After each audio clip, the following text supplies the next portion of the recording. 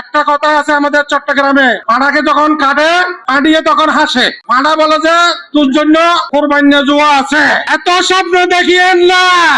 আগামী 9 আগস্ট প্রধানমন্ত্রী তারেক রহমানের ফটিকছড়ি আগমন উপলক্ষে ব্যাপক প্রস্তুতি শুরু করেছে ফটিকছড়ি উপজেলা বিএনপি। এই উপলক্ষে উপজেলা বিএনপি অঙ্গ সহযোগী সংগঠনের উদ্যোগে উপজেলা বিএনপির কার্যালয় গণঅভ্যুত্থান দিবস পালন, প্রস্তুতি সভা ও পরে একখান বর্ণাঢ্য স্বাগত র্যালি অনুষ্ঠিত হয়। বৃহস্পতিবার বিকেলে বিএনপির নেতা সরোয়ার হোসেনের সভাপতিত্বে অনুষ্ঠিত প্রস্তুতি সভা প্রধানমন্ত্রীর আগমনের সফল ও সুশৃঙ্খল গরিবেলায় বিভিন্ন দিক লইনে বিস্তারিত আলোচনা করা হয়। সভা শেষে দলীয় নেতাকর্মী অকল এখন উৎসব মুখর স্বাগত র্যালি বের করে। র্যালিত নেতাকর্মী অকলের প্রাণবন্ত অংশগ্রহণত পুরো এলাকাত উৎসবের আমেজ সৃষ্টি হয়।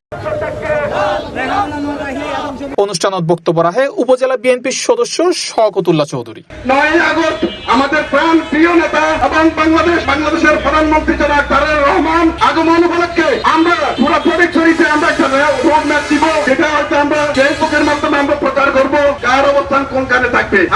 আমরা জানি আপনারা ফটিকছড়িবাসী জনমত নির্বিশেষে সবাই বন্যাতল নামবে এই তারেক রহমানকে স্বাগত জানানোর জন্য।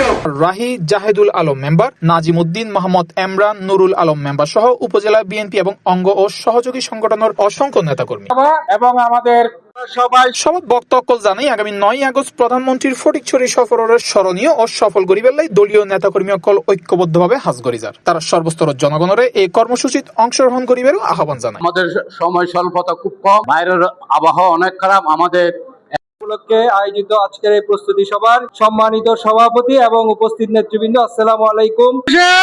আপনাদেরকে ইজারা দেয় নাই প্রধানমন্ত্রী, ইজারা যখন আমরা নিছেন এখন আপনারা হাসিল তুলতেছেন, জোলা ঘুরাইতেছেন, এই জোলা নিয়ে থাকতে পারবেন না।